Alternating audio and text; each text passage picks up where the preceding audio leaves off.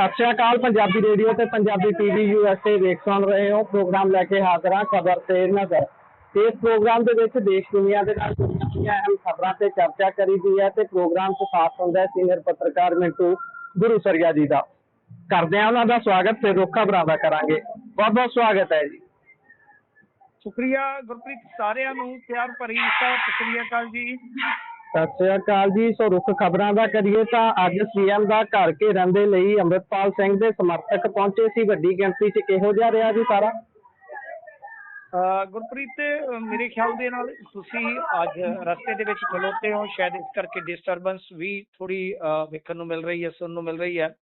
बहरहाल जे आपां वेखीए तां अज एक अहम वरतारा वापरिया। अहम वरतारा ये वापरिया कि इन्हां ने कुछ मिनटां दे विच ही बैरीकेडिंग तोड़ दित्ती। ये बड़ी इंटरस्टिंग गल सीगी कि बंद दी कॉल या प्रोटेस्ट दी जदों कॉल हुंदी है तां चंडीगढ़ दे विच आपां नूं पता है कि किस तरह ਜਿਹੜੀ ਪੁਲਿਸ ਆ ਉਹ ਬੜੀ ਐਕਟਿਵ ਹੋ ਜਾਂਦੀ ਆ। ਬਹੁਤ ਉਹਨਾਂ ਦੀ ਰਣਨੀਤੀ ਤਗੜੀ ਹੁੰਦੀ ਆ, ਬਹੁਤ ਲੇਅਰਸ ਦੇ ਵਿੱਚ ਉਹਨਾਂ ਦੀ ਸਿਕਿਉਰਿਟੀ ਹੁੰਦੀ ਆ। ਪਰ ਅੱਜ ਤੇ ਉਹ ਤਿਣਕੇ ਦੇ ਵਾਂਗੂ ਵਹਿ ਗਏ। ਮਤਲਬ ਜਦੋਂ ਇਹ ਇਕੱਠ ਪਿਆ, ਹਾਲਾਂਕਿ ਪਹਿਲਾਂ ਉਹਨਾਂ ਨੇ ਵਾਟਰ ਕੈਨਨ ਇਸਤੇਮਾਲ ਕੀਤੀ, ਯਾਨੀ ਜਲ ਤੋਪ ਦਾ ਇਸਤੇਮਾਲ ਕੀਤਾ, ਪਰ ਜਲਦੀ ਹੀ ਜਲ ਤੋਪ ਜਿਹੜੀ ਆ ਠੀਕ ਆ ਪੱਗਾ ਪੁੱਗਾ ਲਾ ਗਈ, ਕੁਛ ਬੰਦਿਆਂ ਦੇ ਸੱਟਾਂ ਫੇਟਾਂ ਵੀ ਵੱਜੀਆਂ, ਪਰ ਜਲ ਤੋਪ ਦੀਆਂ ਜਿਹੜੀਆਂ ਫੁਹਾਰਾਂ ਸਨ ਬਹੁਤ ਜਲਦੀ ਉਹਨਾਂ ਦਾ ਰੁਖ ਬਦਲ ਦਿੱਤਾ ਗਿਆ। ਕੁਛ ਨੌਜਵਾਨ ਜਲ ਤੋਪ ਦੇ ਉੱਪਰ ਹੀ ਚੜ ਗਏ ਤੇ ਉਸ ਤੋਂ ਬਾਅਦ ਫਿਰ ਜਦੋਂ ਹੱਲਾ ਹੋਇਆ, ਬੜਾ ਜ਼ਬਰਦਸਤ ਹੱਲਾ ਹੋਇਆ ਕਿ ਉਹਦੇ ਅੱਗੇ ਜੇ ਤੁਸੀਂ ਵੇਖੋਗੇ ਤੇ ਬੈਰੀਕੇਡ ਏਦਾਂ ਡਿੱਗ ਪਏ ਜਿੱਦਾਂ ਬਈ ਤਾਸ਼ ਦੇ ਪੱਤੇ ਸਿੱਟੀ ਦੇ ਆ।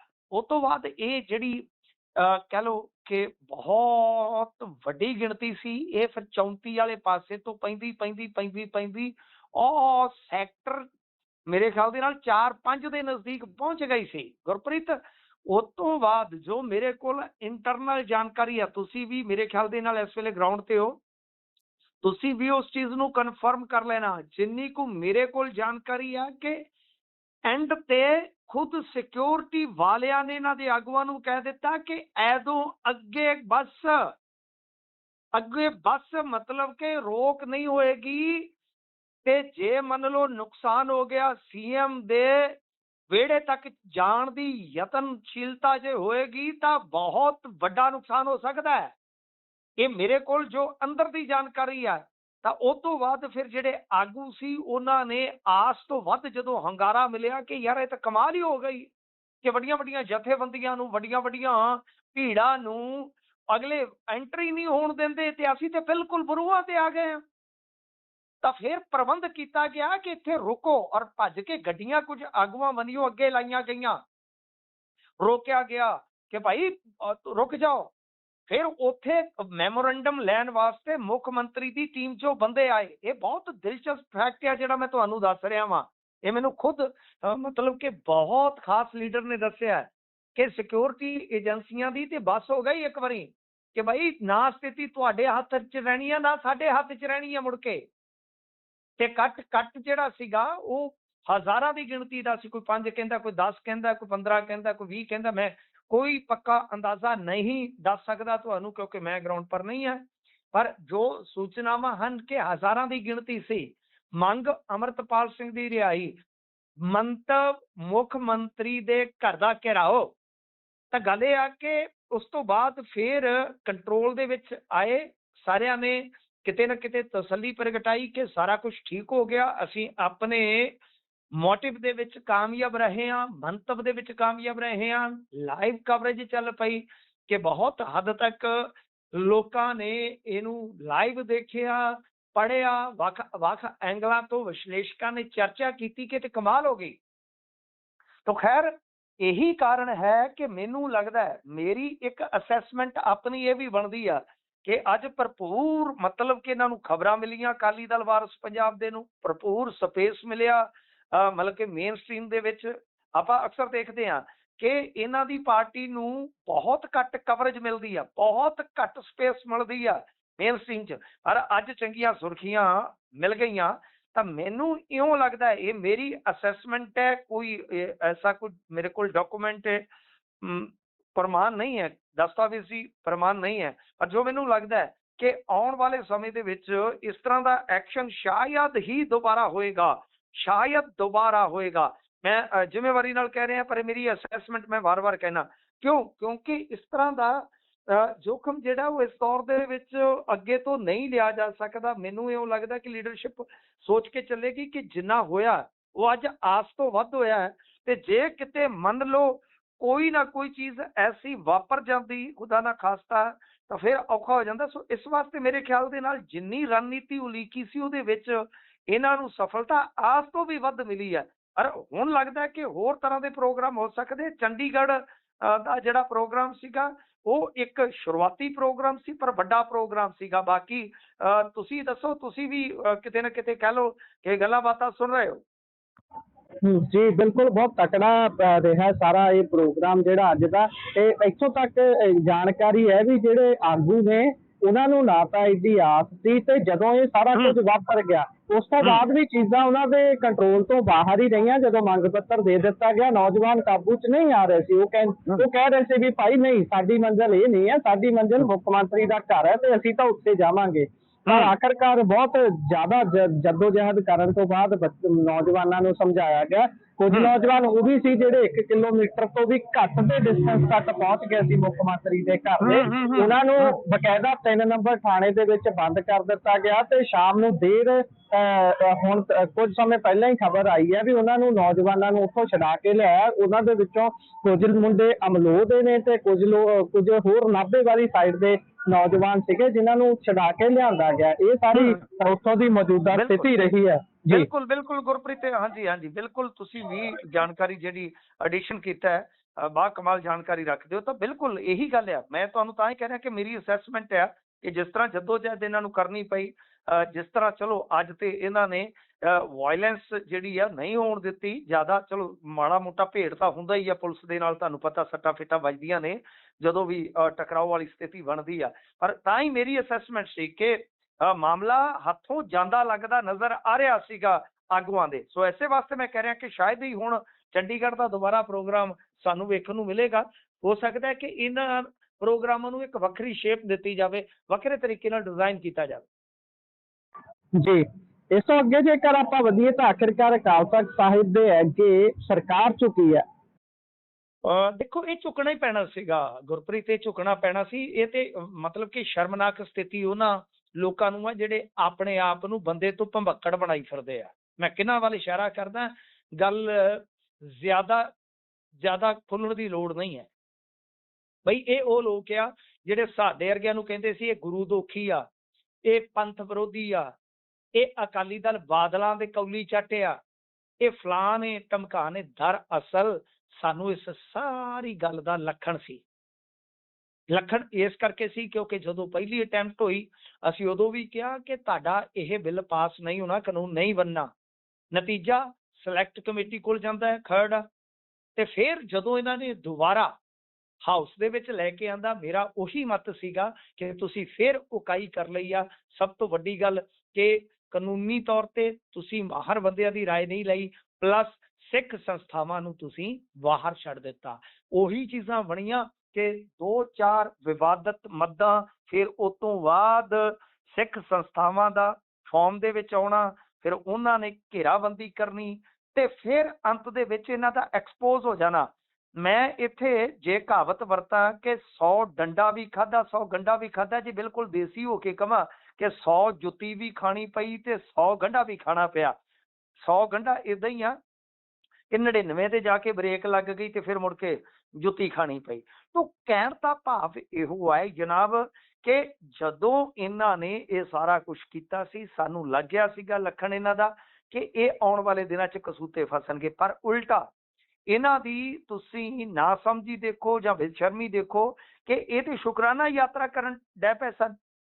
ਇਹ ਜਦੋਂ ਸ਼ੁਕਰਾਨਾ ਯਾਤਰਾ ਕਰਨ ਟੁਰ ਪਏ ਤੇ ਮੇਰਾ ਇਹੀ ਸਵਾਲ ਸੀ, ਸ਼ਾਇਦ ਆਪਣੀ ਆਡੀਅנס ਨੂੰ ਵੀ ਯਾਦ ਹੋਏਗਾ, ਕਿ ਸਪੋਜ਼ ਕਰੋ ਕਿ ਕੱਲ ਨੂੰ ਮੰਨ ਲਓ ਜੇ ਤੁਹਾਨੂੰ ਅਮੈਂਡਮੈਂਟ ਕਰਨੀ ਪੈਂਦੀ ਆ ਜਾਂ ਕੋਰਟ ਜਿਹੜਾ ਹੈ ਉਹ ਇਸ ਨੂੰ ਹੋਲਡ ਕਰ ਦਿੰਦਾ ਜਾਂ ਸਟੇ ਕਰ ਦਿੰਦਾ, ਦੈਨ ਕੀ ਕਰੋਗੇ?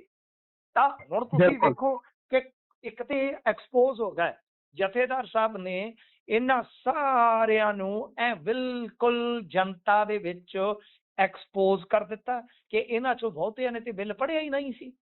ਤੇ ਦੂਜੀ ਗੱਲ ਕਿ ਜੋ ਉਹਨਾਂ ਨੇ ਇਤਰਾਜ਼ ਜਤਾਏ ਮਾਹਰਾਂ ਦੇ ਜਾਂ ਕਹਿ ਲਓ ਕਿ ਜਥੇਬੰਦੀਆਂ ਦੇ ਸਹਿਯੋਗ ਦੇ ਨਾਲ, ਉਹਨਾਂ ਨੂੰ ਅੰਤ ਦੇ ਵਿੱਚ ਅੱਜ ਇਹਨਾਂ ਨੇ ਮੰਨ ਕੇ ਡਰਾਫਟਿੰਗ ਕਰਕੇ ਜਾ ਕੇ ਮਸੌਦਾ ਸੌਂਪ ਦਿੱਤਾ ਹੈ ਸਕੱਤਰੇਤ ਤੇ ਕਿ ਲਓ ਭਾਈ ਅਸੀਂ ਆ ਡਨ ਕਰ ਦਿੱਤਾ। ਤੇ ਫਿਰ ਜੇ ਹੁਣ ਮੇਰੀ ਗੱਲ ਸੁਣਿਓ ਬਈ, ਗੱਲ ਇਹ ਆ ਕਿ ਕੀ ਪੱਲੇ ਆ ਤੁਹਾਡੇ ਸਿੱਖ ਹੋ ਕੇ ਤੁਸੀਂ ਆਪਣੇ ਜਥੇਦਾਰ ਦਾ ਮਜ਼ਾਕ ਉਡਾਇਆ। ਮੈਂ ਉਹਨਾਂ ਲੋਕਾਂ ਨੂੰ ਜਿਹੜੇ ਆਪਣੇ ਨਾਂ ਦੇ ਨਾਲ ਭੰਬੱਕੜ ਲਾ ਕੇ ਇਹ ਗੱਲਾਂ ਕਰਦੇ ਆ, ਤੁਸੀਂ ਮੀਮਸ ਬਣਾਏ, ਚਲੋ ਸਾਡੇ ਵਰਗਿਆਂ ਨੂੰ ਤੁਸੀਂ ਗੰਦ ਬਕਿਆ, ਕੋਈ ਚੱਕਰ ਨਹੀਂ ਹੈਗਾ। ਤੁਸੀਂ ਆਪਣੀ ਕੌਮ ਨੂੰ, ਆਪਣੇ ਪੰਥ ਨੂੰ ਪਿੱਠ ਕਰਕੇ ਖਲੋਗੇ, ਅੱਜ ਹੁਣ ਕਿਵੇਂ ਮੰਨੋਗੇ? ਤੇ ਜੇ ਹਾਈ ਗੱਲ ਅਸੀਂ ਕਹਿੰਦੇ ਸੀ ਕਿ ਸਿੱਖ ਸੰਸਥਾਵਾਂ ਚਾਹੇ ਠੀਕ ਆ ਕਿ ਬਈ ਉਹ ਬਾਦਲ ਚੁਣਦੇ ਆ ਜਾਂ ਕੁਝ ਵੀ ਕਰਦਾ ਹੈ, ਕੋਈ ਕੀ ਕਰਦਾ ਹੈ ਉਸ ਨੂੰ ਛੱਡ ਦਿਓ, ਪਰ ਸੰਸਥਾਵਾਂ ਦੀ ਜਿਹੜੀ ਗਰਿਮਾ ਹੈ, ਮਰਿਆਦਾ ਹੈ, ਜੋ ਉਹਨਾਂ ਦਾ ਰੁਤਬਾ ਹੈ, ਮਰਬਤਾ ਹੈ, ਉਸ ਨੂੰ ਚੈਲੰਜ ਨਾ ਕਰੋ, ਉਸ ਨੂੰ ਚੈਲੰਜ ਨਾ ਬਿਲਕੁਲ। ਕਰੋ। ਤੁਸੀਂ ਉਹਨਾਂ ਦੀ ਰਾਏ ਸ਼ਾਮਲ ਕਰਵਾਓ। ਤਾਂ ਤੁਸੀਂ ਦੇਖਿਆ ਹੋਣਾ ਨਿੱਜਰ ਸਾਹਿਬ ਤਾਂ ਆਪ ਮੰਨ ਗਏ ਸੀ, ਜਿਹੜੇ ਸਿਲੈਕਟ ਕਮੇਟੀ ਦੇ ਚੇਅਰਮੈਨ ਸੀ, ਉਹਨਾਂ ਨੇ ਕਿਹਾ ਕਿ ਨਹੀਂ ਮੈਂ ਤੇ ਪੱਤਰ ਵਿਹਾਰ ਹੀ ਨਹੀਂ ਕੀਤਾ ਸ੍ਰੀ ਅਕਾਲ ਤਖਤ ਸਾਹਿਬ ਦੇ ਨਾਲ ਜਾਂ ਐਸਜੀਪੀਸੀ ਦੇ ਨਾਲ। ਤਾਂ ਹੁਣ ਕਿਵੇਂ ਮੰਨ ਗਏ? ਤੁਸੀਂ ਕਹਿੰਦੇ ਸੀ ਜਥੇਦਾਰ ਬਾਦਲਾਂ ਦਾ, ਇਹ ਨਹੀਂ ਕੰਮ ਹੋਏਗਾ, ਭਗਵੰਤ ਮਾਨ ਨਹੀਂ ਹੁਣ ਪਿੱਛਾ ਮੁੜਦਾ। ਤੇ ਅੱਜ ਵੀ ਤੇ ਤੁਸੀਂ ਉਹਨਾਂ ਸੰਸਥਾਵਾਂ ਦੀ ਸਰਵਉੱਚਤਾ ਪ੍ਰਵਾਨ ਕੀਤੀ ਹੈ ਨਾ, ਤਸਲੀਮ ਕੀਤੀ ਹੈ ਨਾ, ਮੰਨਿਆ ਨਾ। ਤੇ ਜੇ ਪਹਿਲਾਂ ਹੀ ਉਹਨਾਂ ਦੀ ਸਰਵਉੱਚਤਾ ਨੂੰ ਪ੍ਰਵਾਨ ਕਰਦਿਆਂ ਬਾ ਅਦਬ ਤੁਸੀਂ ਸੱਦਾ ਦਿੰਦੇ ਕਿ ਭਾਈ ਆਪਣੀ ਰਾਏ ਜਿਹੜੀ ਆ ਉਹ ਰੱਖੋ, ਆਪਣੇ ਵਿਚਾਰ ਪ੍ਰਗਟਾਓ, ਆਪਣੇ ਸੁਝਾਅ ਦੇਵੋ, ਤੇ ਫਿਰ ਸੰਗਤ ਵੀ ਨੋਟ ਕਰਦੀ। ਸੋ ਇਸ ਵਾਸਤੇ ਚਲੋ ਮੈਂ ਫੇਰ ਵੀ ਕਹਾਂਗਾ ਐਂਡ ਦੇ ਵਿੱਚ ਦੇਰ ਆਏ ਦਰੁਸਤ ਆਏ ਕਿ ਇਸ ਟਕਰਾਓ ਦਾ ਘੱਟੋ ਘੱਟ ਇਸ ਮਾਮਲੇ 'ਚ ਮੈਂ ਕਹਿ ਰਿਹਾ ਕਿ ਇਸ ਟਕਰਾਓ ਦਾ ਅੰਤ ਤੇ ਹੋਇਆ। ਕਿਉਂਕਿ ਇੱਕ ਪਾਸੇ ਸਰਕਾਰ ਹੈ, ਦੂਸਰੇ ਪਾਸੇ ਸ੍ਰੀ ਅਕਾਲ ਤਖਤ ਸਾਹਿਬ ਹੈ, ਤੇ ਅਸੀਂ ਕੋਈ ਟਕਰਾਓ ਨਹੀਂ ਚਾਹੁੰਦੇ, ਨਹੀਂ ਵੇਖਣਾ ਚਾਹੁੰਦੇ ਆ, ਨਾ ਹੀ ਮੇਰੀ ਐਸੀ ਲੋਚਾ ਰਹਿੰਦੀ ਹੈ ਕਿ ਕੰਮ ਵਿਗੜੇ ਤਾਂ ਚਲੋ ਸਾਡੀਆਂ ਖਬਰਾਂ ਗਰਮ ਹੋਣਗੀਆਂ। ਨਹੀਂ, ਮੈਂ ਕਹਿੰਦਾ ਕਿ ਬਹੁਤ ਵਧੀਆ ਕੀਤਾ, ਸਰਕਾਰ ਨੇ ਵੀ ਵਧੀਆ ਕੀਤਾ, ਤੇ ਜਥੇਦਾਰ ਸਾਹਿਬ ਦਾ ਤੇ ਇਸ ਮਾਮਲੇ 'ਚ ਰੋਲ ਮੈਂ ਕਹਾਂਗਾ ਕਿ ਉਹ ਇੱਕ ਮਿਸਾਲੀ ਹੈ ਜੀ। ਦੂਜੇ ਕੰਮਾਂ 'ਚ ਭਾਈ ਤੁਹਾਡੀ ਸਮਝ ਦੇ ਮੁਤਾਬਕ ਪਹੁੰਚ ਹੋ ਸਕਦੀ ਹੈ ਕਿ ਜਥੇਦਾਰ ਸਾਹਿਬ ਦੇ ਕਾਰਜ ਨੂੰ ਤੁਸੀਂ ਕਿੱਦਾਂ ਲੈਂਦੇ ਹੋ, ਉਹਨਾਂ ਦੀ ਕਾਰਕਰਦਗੀ ਨੂੰ ਕਿੱਦਾਂ ਲੈਂਦੇ ਹੋ, ਉਹ ਮੈਂ ਤੁਹਾਡੇ ਤੇ ਛੱਡ ਦਿੰਦਾ। ਪਰ ਇਸ ਮਾਮਲੇ 'ਚ ਤੇ ਉਹਨਾਂ ਨੇ ਜੋ ਕੀਤਾ ਤੇ ਆਲਾ ਤਰੀਨ ਹੀ ਕੀਤਾ। ਬਿਲਕੁਲ, ਇਹ ਤਾਂ ਹੈ। ਇਸ ਤੋਂ ਅੱਗੇ ਜੇਕਰ ਚੱਲੀਏ ਤਾਂ ਉਧਰ ਐਗਜ਼ਾਮ 'ਚ ਚੀਟਿੰਗ ਵਾਲਾ ਮਾਮਲਾ ਸਰਕਾਰ ਹੱਥੋਂ ਗਿਆ ਸਮਝੀਏ, ਕਿਉਂਕਿ ਹਾਈ ਕੋਰਟ 'ਚ ਪਹੁੰਚ ਗਿਆ ਮਾਮਲਾ ਇਹ। ਇਹਨਾਂ ਦੇ ਹੱਥ 'ਚ ਕੁਝ ਨਹੀਂ ਰਹਿਣਾ ਗੁਰਪ੍ਰੀਤ, ਦਿਨ ਤਾਂ ਥੋੜੇ ਹੀ ਆ, ਹੁਣ ਤਾਂ ਹਫ਼ਤੇ ਹੀ ਰਹਿ ਗਏ ਆ ਨਾ, ਦਿਨ ਰਹਿ ਗਏ ਨੇ ਥੋੜੇ, ਪੈ ਜਾਣਗੇ ਵਿਛੋੜੇ, ਲੈ ਗੈਰ ਲੈ ਆਏ ਤੇਰੇ ਸ਼ਗਨਾਂ ਦੇ ਜੋੜੇ। ਤਾਂ ਦਿਨ ਤੇ ਥੋੜੇ ਹੀ ਆ, ਹੁਣ ਹਫ਼ਤੇ ਥੋੜੇ ਹੀ ਆ। ਦੇਖੋ ਇਹ ਜਿਹੜਾ ਪਰਚਾ ਹੋਇਆ ਸੀਗਾ, ਪ੍ਰੀਖਿਆ ਹੋਈ ਸੀਗੀ 19 ਤਰੀਕ ਨੂੰ, ਜਿਹਦਾ ਰੌਲਾ ਪੈ ਗਿਆ ਬੇਸ਼ਰਮੀ ਨਾਲ, ਜਿਹਨੂੰ ਇਹ ਡਿਫੈਂਡ ਕਰਦੇ ਰਹੇ ਕਿ ਨਹੀਂ ਇਹ ਪੇਪਰ ਲੀਕ ਦਾ ਮਾਮਲਾ ਨਹੀਂ, ਇਹ ਚੀਟਿੰਗ ਦਾ ਮਾਮਲਾ, ਚਲੋ ਚੀਟਿੰਗ ਸ਼ਬਦ ਇਸਤੇਮਾਲ ਕਰ ਲੈਂਦੇ ਆ। ਤਾਂ ਇਹ ਹਾਈ ਕੋਰਟ ਦੇ ਵਿੱਚ ਚਲਾ ਗਿਆ ਗੁਰਪ੍ਰੀਤ। ਬੜੀਆਂ ਸਪੈਸੀਫਿਕ ਡਾਇਰੈਕਸ਼ਨਸ ਨੇ, ਬੜੀਆਂ ਸਪੈਸੀਫਿਕ ਇਹਦੇ ਵਿੱਚ ਕਹਿ ਲਓ ਕਿ ਅਦਾਲਤੀ ਟਿੱਪਣੀਆਂ ਨੇ ਕਿ ਜਦ ਤੱਕ ਅਦਾਲਤ ਇਸ ਪਟੀਸ਼ਨ ਦਾ ਫੈਸਲਾ ਨਹੀਂ ਕਰ ਲੈਂਦੀ, ਯਾਨੀ ਸਾਰਿਆਂ ਨੂੰ ਸੁਣ ਨਹੀਂ ਲਿਆ ਜਾਂਦਾ, ਸਾਰਾ ਕੁਝ ਜਿਹੜਾ ਹੈ ਉਹ ਰਿਕਾਰਡ ਤੇ ਲਿਆਂਦਾ ਨਹੀਂ ਜਾਂਦਾ, ਉਦੋਂ ਤੀਕਰ ਜੋ ਵੀ ਪ੍ਰਕਿਰਿਆ ਇਨ ਸੈਂਸ ਜੇ ਆਪਾਂ ਕਹੀਏ ਕਿ ਪ੍ਰੀਖਿਆ ਤੋਂ ਲੈ ਕੇ ਜੁਆਇਨਿੰਗ ਤੱਕ ਉਹ ਸਭ ਦਾ ਸਭ ਰੁਕ ਗਿਆ ਸਰ, ਰੁਕ ਗਿਆ। ਅਸੀਂ ਕੀ ਕਹਿੰਦੇ ਆ? ਅਸੀਂ ਇਹੀ ਕਹਿੰਦੇ ਆ ਕਿ ਓਏ ਹਰੇ ਪੈਨ ਵਾਲਿਓ, ਓਏ ਬਹੁਤੇ ਹੋਈ ਕਾਲਿਓ, 2 ਪਲ ਕਿਤੇ ਆਪਣੇ ਆਪ ਨੂੰ ਬਿਠਾ ਲਿਓ ਤੇ ਇਹਨਾਂ ਬੱਚਿਆਂ ਦੀ ਥਾਂ ਤੇ ਆਪਣੇ ਬੱਚਿਆਂ ਨੂੰ ਪਾ ਲਿਓ, ਫਿਰ ਤੁਹਾਨੂੰ ਪਤਾ ਲੱਗੇਗਾ। ਓਏ ਕਲਮਾਂ ਵਾਲਿਓ, ਓਏ ਰਾਜਾਂ ਤਾਜਾਂ ਵਾਲਿਓ, ਇਹ ਤੁਸੀਂ ਭਰਤੀ ਨਹੀਂ ਛਿੱਕੇ ਟੰਗਦੇ ਗੁਰਪ੍ਰੀਤ, ਇਹਦੇ ਨਾਲ ਹਜ਼ਾਰਾਂ ਖੁਆਇਸ਼ਾਂ ਉਮੀਦਾਂ ਦਬ ਜਾਂਦੀਆਂ ਨੇ। ਜਿਹੜੇ ਕਾਬਲ ਯੋਗ ਬੱਚੇ ਸਨ, ਜਿਨ੍ਹਾਂ ਨੇ ਦਮ ਤੇ ਨੌਕਰੀ ਹਾਸਲ ਕਰਨੀ ਸੀਗੀ, ਉਹ ਵੀ ਹੁਣ ਅਦਾਲਤੀ ਗੇੜ ਦੇ ਵਿੱਚ ਪੈ ਜਾਣਗੇ। ਸਸੀਏ ਨਹੀਂ ਤੇਰੇ ਪੁੰਨਣ ਨੂੰ ਫਿਰ ਊਠਾਂ ਵਾਲੇ ਲੈ ਜਾਣਗੇ। ਬਈ ਗੱਲ ਇਹ ਆ ਕਿ ਉਹ ਵੀ ਗੇਟ 'ਚ ਪੈ ਜਾਣਗੇ। ਇਸ ਭਰਤੀ ਦਾ ਫੈਸਲਾ ਕਦੋਂ ਤੱਕ ਆਏਗਾ, ਕੋਈ ਨਹੀਂ ਜਾਣਦਾ। ਕੀ ਆਵੇਗਾ, ਕੋਈ ਨਹੀਂ ਜਾਣਦਾ। ਬਈ ਕਿਹਦੇ ਹੱਕ 'ਚ ਜਾਵੇਗਾ, ਕੋਈ ਨਹੀਂ ਜਾਣਦਾ। ਉਦੋਂ ਤੱਕ ਬੰਨ੍ਹ ਦਿੱਤੇ ਨਾ ਤੁਸੀਂ ਹਾਥੀ ਦੀ ਪੂਛਲ ਦੇ ਨਾਲ ਭਵਿੱਖ, ਕਿ ਲਓ ਕਦੇ ਇੱਧਰ ਵੱਜਦੇ ਫਿਰੋ ਤੇ ਕਦੇ ਉੱਧਰ ਵੱਜਦੇ ਫਿਰੋ। ਬਈ ਸਿਆਣੇ ਬਣੋ, ਸਿਆਣੇ ਬਣੋ। ਜਿਵੇਂ ਉਹ ਇੱਕ ਫਿਲਮ 'ਚ ਪ੍ਰਿੰਸ ਕਹਿੰਦਾ ਨਾ, ਬੰਦੇ ਬਣੋ ਓਏ ਬੰਦੇ ਬਣੋ। ਤਾਂ ਮੈਂ ਕਹਿੰਦਾ ਕਿ ਤੁਹਾਡੇ ਰਾਜ ਦਾ ਜਿਹੜਾ ਟਰੈਕ ਰਿਕਾਰਡ ਆ ਉਹ ਇੰਨਾ ਮਾੜਾ ਹੈ, ਇੰਨਾ ਮਾੜਾ ਹੈ।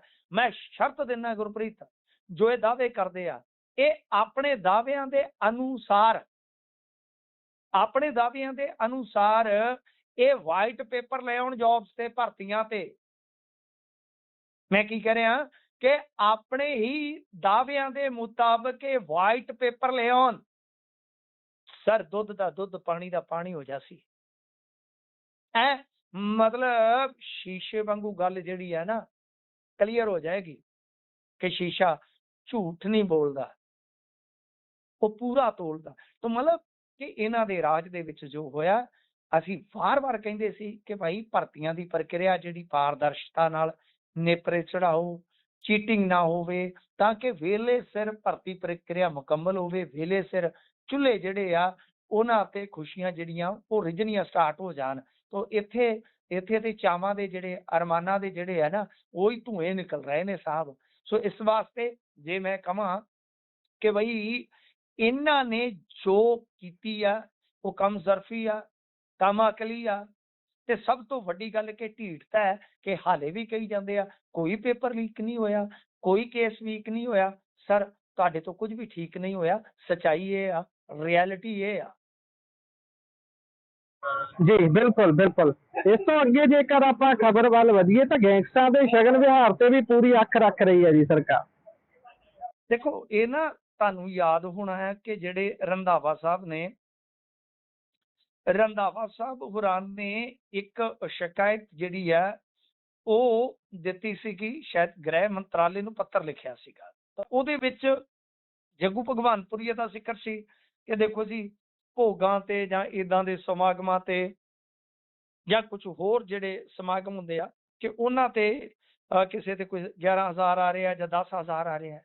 ਯਾਨੀ ਕੁੱਲ ਮਿਲਾ ਕੇ ਕਿ ਜਿਵੇਂ ਆਪਾਂ ਦੇਖਦੇ ਹਾਂ ਕੋਈ ਟੂਰਨਾਮੈਂਟ ਹੁੰਦਾ ਸੀ ਅੱਗੇ NRI ਭੇਜਦੇ ਹੁੰਦੇ ਸੀ, ਅੱਜ ਕੱਲ੍ਹ ਟੂਰਨਾਮੈਂਟਾਂ ਦੀ ਵੀ ਬਦਨਾਮੀ ਆ ਕਿ ਬਹੁਤ ਸਾਰੇ ਗੈਂਗਸਟਰ ਉਹਦੇ ਵਿੱਚ ਇਨਵੋਲਵ ਹੋ ਜਾਂਦੇ ਆ ਤੇ ਬਹੁਤ ਸਾਰੇ ਟੂਰਨਾਮੈਂਟਾਂ ਤੇ ਰੌਲੇ ਪਏ ਆ। ਇਵਨ ਦੈਟ ਕਿ ਇੱਥੇ ਤੱਕ ਤੁਹਾਨੂੰ ਪਤਾ ਕਤਲ ਵੀ ਹੋ ਗਏ।